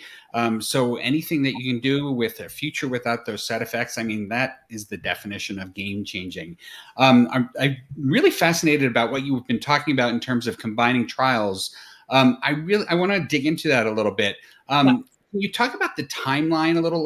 When you talk about clinical trials, when you talk about healthcare, when you talk about this type of discovery, investors always think about the cost because it's incredibly expensive, and the time. So what kind of milestones can you hit in the next 12 or 24 months that can prove that you're on the right track and really de-risk the things for these investors? Absolutely. So kind of in the near term, before the end of this year, before the end of 2025, our 2 big milestones that we have to hit, right? We just had the first one of them actually, which was to have that pre-IND meeting with the FDA back in April. And that was to get buy-in from them on the design of that last animal study that I kind of hinted at, but didn't have time to talk about.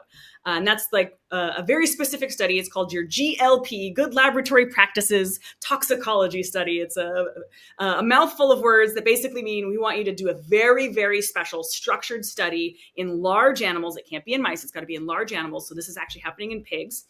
A very large study to look at are there any toxic signals that we need to be aware of so that we can make sure we're prepared for the human clinical trial in case we see something in humans. And so every drug you've ever taken has had to do one of these very large animal studies before, as the last study before your human clinical trial. And so we got bought in from the FDA back in April on the design and the basically how we were going to set up that study.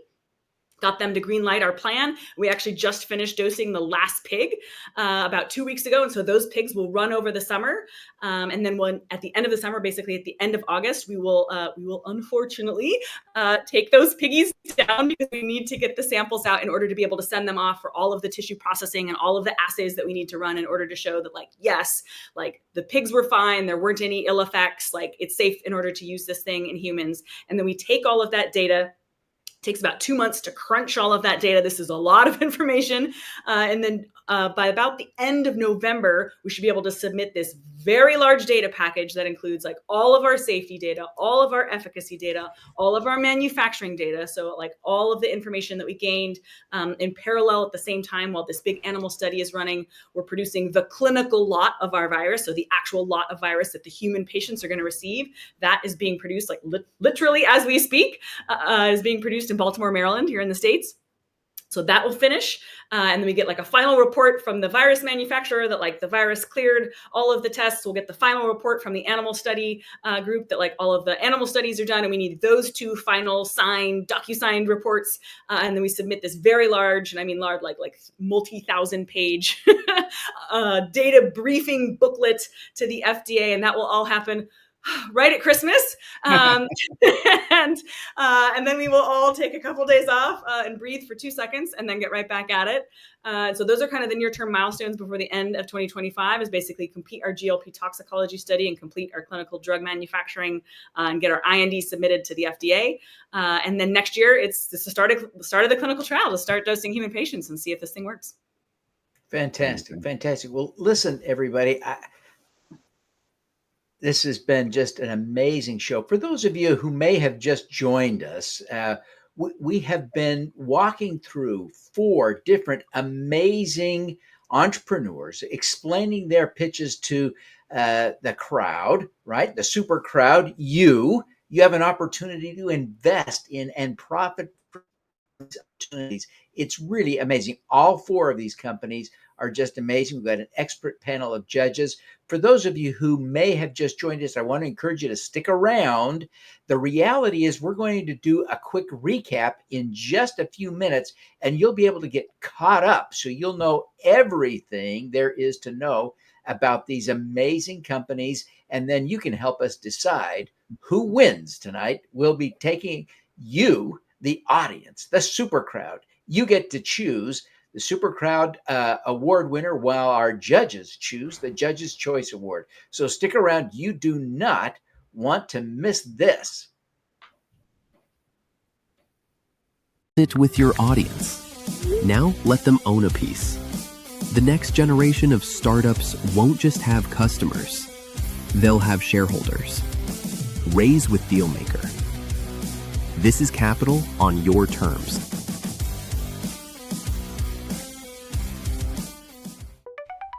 Digital Niche Agency is the top investor acquisition agency. DNA has helped founders raise over 9 figures via regulated investment crowdfunding with a 3-pronged strategy using digital advertising, content marketing, and strategic outreach. Book a call today. SuperCrowd 25, where innovation meets impact. 18 hours of live content, 5 platforms, 1 global audience. Join the largest event for regulated investment crowdfunding. Live pitches, expert panels, real change. August 21st and 22nd. Scan the code or visit the supercrowd25.com to register free today. Welcome back, everyone. I don't know if you're about you, but I have been having like the maximum amount of fun. This is what I live for. I dream of this. This is my happy place. If ever there was a happy place for Devin, this is it. I promise you that for sure. And I am just excited to share with you kind of a recap. And it appears to me, looking at what's going on, that a few people jumped in and voted early. Those votes will not count. If you voted early, those votes will not count because we haven't shared the link to vote. So if you somehow figured it out or cheated, that vote won't count. I encourage you to wait until we open up the opportunity to vote here in just a minute. So I encourage you to stick around. Come back and vote again. Your vote will count the second time, but if you already voted, it's not going to count. We have, these 4 amazing entrepreneurs. We're going to give them each an opportunity now, kind of going in reverse order. So we'll start with Dr. Nicole from Siren Biotechnology. So Nicole, let's invite you to take it away. Give us your 1 minute closing argument. So in my 1 minute, I actually want to do something special, and rather than lean on my former professorial background and give you statistics and talk about graphs and talk about data, I don't think that's needed, right? This is cancer. The single best data point I can give you about why I think you should vote for Siren, why I think you should invest in Siren, is the following. Right. I was a professor. This is like the cushiest, best possible job that was so hard to get. And I left that position to go start Siren, right? This was the most exciting data I had seen in about 18 years in the space.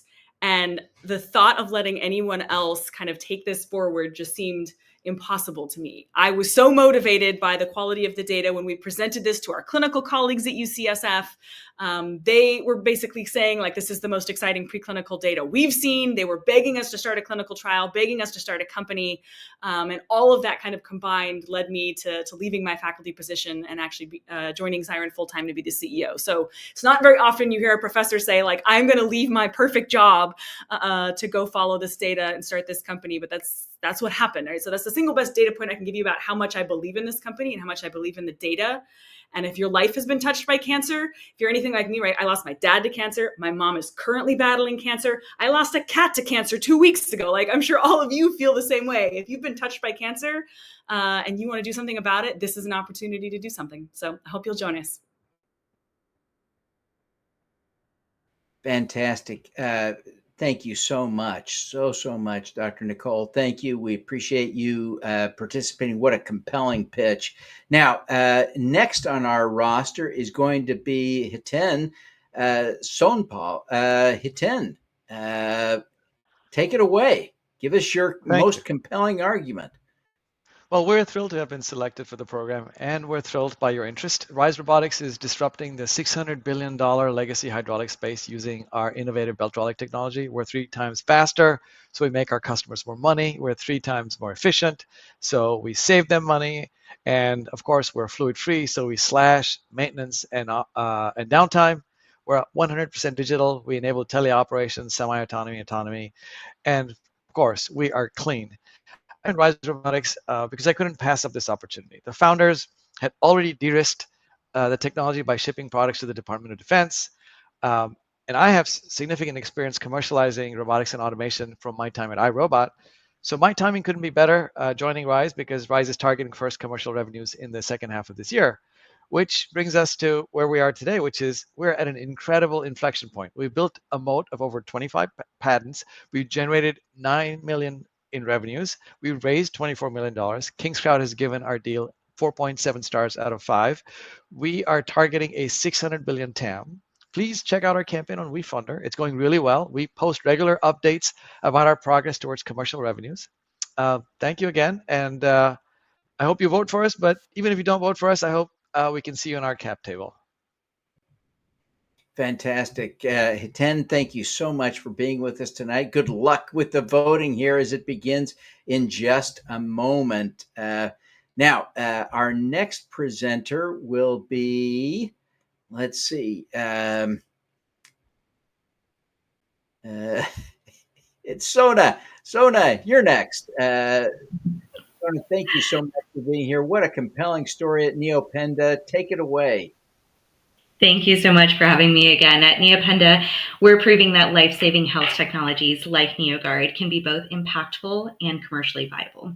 We've already de-risked the business. NeoGuard is CE marked, our manufacturing line is up and running, and we've commercially sold to over 45 hospitals. The demand is real, the need is urgent, and we are now poised to scale. Our mission is to give every patient like Hope a fighting chance, no matter where they are born. We're not waiting for the healthcare systems to catch up to us. We're delivering tools that save lives today in places that need it most. We're raising from the community because we believe that the best ideas, support, and momentum come from people like you who bring not just capital, but belief in a better future and expertise.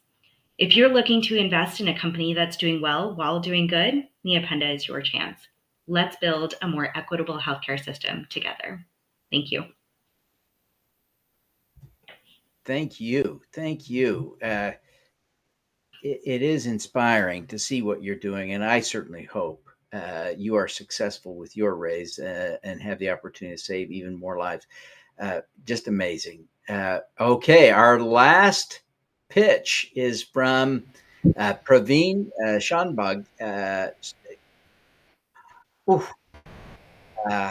I just love what you're doing at Name Coach because with your help, I'll never butcher your name again, and I look forward to that. So here, take it away. Thank you, Devin. So Name Coach is solving a problem that's often overlooked, but it's deeply felt by a lot of people. When someone mispronounces a name, it can impact sense of belonging and the ability to create trust. And this happens tens of millions of times every day, and it disproportionately affects people from underrepresented and marginalized communities in majority cultures. We're making it easy for organizations to get names right in every interaction, from classrooms to businesses to hiring processes. We're already making a difference for over 4 million users among 400 customers. We are a mission-driven company with real traction, over 4 million in ARR, and a clear path to 5x growth over the next 3 years, especially as we expand and start serving the broader exploding voice AI space, as well as expand our services to beyond name pronunciation to help with more meaningful human interactions more broadly. So I invite you to join our main group of top-tier investors and help shape a future where AI is actually used to build human connection in meaningful ways. Thank you. Fantastic. Praveen, great pitch. Thank you so much. I'm going to bring our judges on now and invite them to begin the process of deliberation. So hang on. So we got Woody and we got Leah and Paul and that. There we go. Oh, Praveen, you don't get to judge. I know you're disappointed. You were hoping you could sway the judges here. That's all my fault. I'm just teasing you. Okay, I'm going to also add to the screen now the voting timer. We'll have 10 minutes for our audience to vote while you deliberate on the vote. And so let me, Chandon, maybe you can put up the voting link now. There we go. Here's the timer. I'm going to shrink that down a little bit, but go ahead and vote there. And, we'll have a great conversation while you go ahead and vote. Turn on accept. Okay. All righty. The voting is going. You've got 9 minutes and 37 seconds left to vote. And that gives the judges another 9 minutes and 33 seconds for their deliberation. All right. Do we just jump in? Go for it, Woody. I just want to point out that this is amazing. Like, all of these companies are disrupting the way we are going to live our lives now and in the future. And I think it's just the coolest thing that not only we as judges, but everyone else gets to listen, to vote, to invest. I mean, think about the democratization of capital that's happening right now, where if you invest in these and they turn out to be the next big thing, I mean, the wealth generation is going to be amazing. So I love them all. To be honest, I think they were phenomenal pitches. The energy of the pitches was, off the charts. I was really sold on that. I tell you though, when I always look at things, we have to look at it from the social impact, or at least I do in this scenario. But I also look at it from, the investment potential, like what's the return? and I try and balance those two. And when I'm looking at the four in front of us, Siren and RISE rose to the top of the list for me. I just feel that they're disruptive, and the opportunities for a return are incredibly promising. Not that Neopenda did not cover it, because I think that it's also transforming what's happening in the world. But you know what? My name gets wrong all the time. And I was just like, I don't know that that's a good one too. So, help me out here, guys. Yeah, I'd like to kind of tell the audience why I like every single company. Fun fact, KingsCrowd Capital invested in most of them, and they all rated extremely well on our algorithm. So making the choice is very difficult here. The reason why I really like NameCoach as an investment opportunity is that they already have high profile clients. I'm thinking Fortune 500 companies, I'm thinking Ivy League universities, and that's very exciting, because I think without that, I would figure, okay, that's a great product, but are people willing to pay for it? And yes, they are, and the company really has million in annual recurring revenue. Neopanda, for someone like me who had the chance to visit clinics in rural countries, parts of Malawi, I've seen that indeed these places are extremely understaffed. There is a huge lack of use of technology, and that is really endangering babies. And I feel like they really just took the time to develop the perfect product to adapt to these different markets, and I'm really, really impressed by that product. When it comes to RISE, kind of like you say, Woody, right? There is just such a huge potential for return right here, because that technology is new. It can be integrated into so many hydraulics, which it can replace hydraulics, which as an everyday customer, we don't really know where these are. They're hidden, but they are absolutely everywhere. And so I think that the huge market here. And finally, Siren is maybe one of the riskiest deal that we're having right now, because they are the further from getting the product on the market. But at the same time, it's truly life-changing, and I believe that they are doing something better than the competitors. And that if this product is going to work, it's probably the highest potential return. It's probably the most high-risk, high-return company we have tonight with us. So, Paul, I'll listen to you and then try to make my choice. Is going to be so hard. Okay, well, yeah, I'm going to do like you, Leah, say a little bit about each. So first, I'll talk about Siren. I'm not the most informed person about cancer treatment, but what I can tell from what I've seen, what I've read, and the fact that they are backed by the Founders Fund tells me that this has a real legitimate shot to cure cancer, which is mind-blowing. But I do consider it a moonshot. And I do think every good investor should have a moonshot in their portfolio. Then we have NameCoach. Now, Devin mentioned that I did an investment every day for an entire year. And every week I made one investment into our future digital infrastructure. And NameCoach is just exactly what I'm talking about. They're going to embed into our future digital infrastructure. So this is a huge opportunity. I also like their deal terms.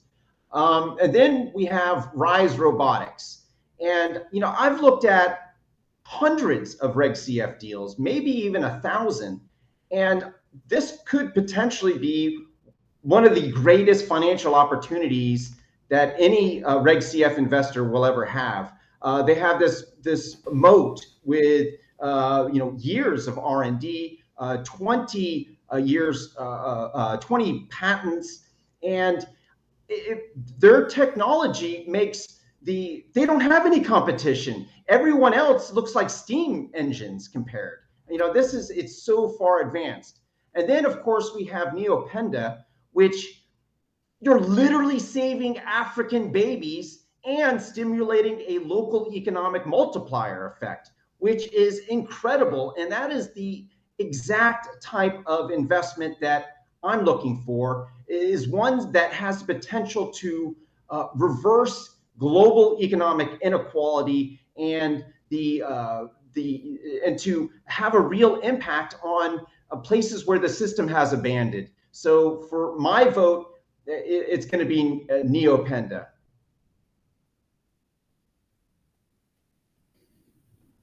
Wow, Paul, open opened it right now. All right. While you were talking, Paul, I think I'm just gonna go with my heart tonight, and for whatever reason, I'm a business person. I have background in anthropology, but when it comes to investing, I love investing in hardware. It just really excites me. I think it's a complicated space to invest in, and where there is a company that, like RISE Robotics, really shows a huge potential for return, that's where my heart goes. So for tonight, I'll do RISE Robotics, but Woody, please cast a different vote and make it all complicated. Okay, they all win. I mean, wow, this is hard.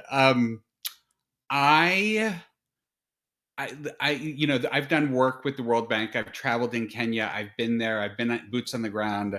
I've seen the need, and the opportunity here. And by the way, the fact that they can recharge it and that whole energy part or the power part, I was very sold on. The moonshot, my neighbor's son's got cancer. I mean, this could be the thing. I would be so happy. But the clinical trials is make it or break it. We don't know until that's done, and we have to wait for the data to show. And I don't know how realistic that timeline is. It really that short? I think we've got an administration that is probably would allow it. God, I hope they succeed. But the people that have the money that are going, you've got Name Coach. You're right; they've got the revenues. They just need to keep on building on that. But I don't know if in my brain the traction will be there. You know what? I have to go with Leia. I think it's RISE Robotics. I think that they've got the technology. It's built. They don't have to go through the approval processes to get to market. They just need to get that one big one that is going to be proving that this is needed. And it's like a domino to me. Like everyone's going to fall behind and do it. So they're number one, but I like the moonshot, but I want the name and I want the kids in Africa to do well. So.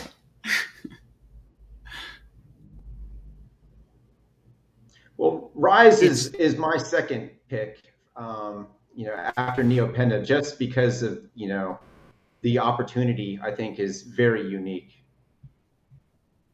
It looks like we have a winner with RISE. I just wanted to say that Dr. Nicole had probably the best speech. She has been absolutely amazing. And so I want to recognize that. Yeah. Absolutely. Agreed. Well, it sounds to me, judges, like you have reached a conclusion. And I think what you're telling us is that it's RISE Robotics. Am I interpreting your decision correctly? I think so. Yeah. Okay, and I can tell this was the most difficult deliberation you've ever had. 4 incredible companies. And I think Leia kind of hit the nail on the head when she said she's already invested in most of them. And what a compelling portfolio of impact investments with tremendous, every one of them, tremendous economic potential returns. My gosh, what a great deal. Okay, I am now ready to also announce the winner of the SuperCrowd Award. And the SuperCrowd Award goes to, let me just make sure I'm double checking, Siren Biotechnology. Siren Biotechnology. So congratulations. Let me add to this little conversation for just 1 minute. Let's add Hiten and Dr. Nicole. Congratulations to both of you. What incredible competition tonight. Just really mind-blowing competition. Couldn't be happier for you two. And I recognize that our incredible competitors that aren't on stage right now are very deserving of investment. I encourage all of you who are watching to check out all of the companies. And in fact, I want to, Shannon, let me invite you to put that in special private investor session information up on the screen. But in a few minutes, as we wrap up here, we're going to open up a private investor session. Everyone is welcome.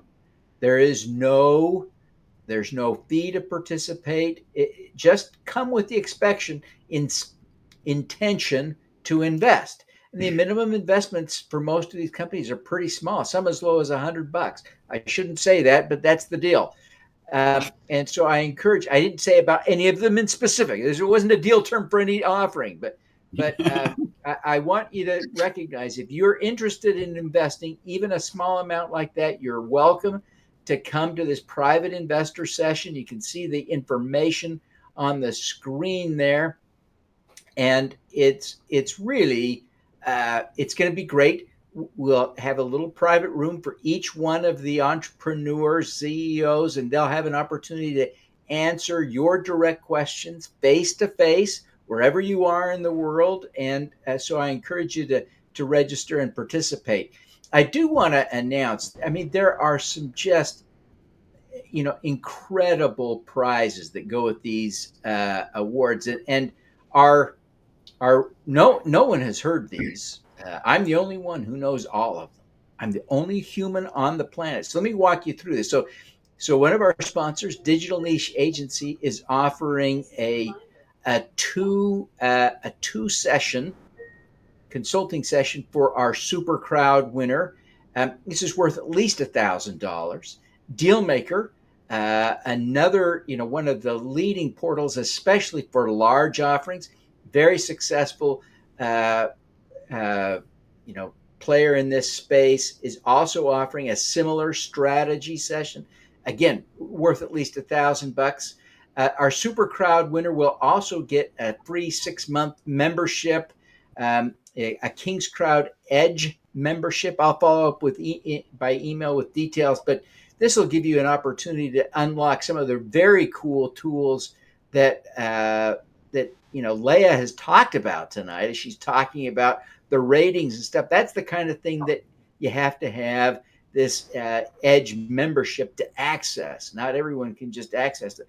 And then the SuperCrowd will also offer up a max impact membership for 1 year, which gives you recognition in every one of our newsletters. Plus, I'll send you a copy of my book, Crowdfunding Made Simple.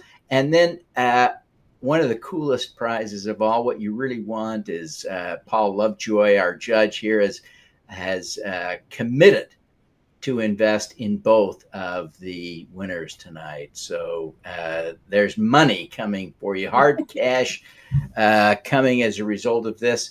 I also want to note that for our Judge's Choice Award, Digital Niche Agency is going to repeat the consulting offer for that team.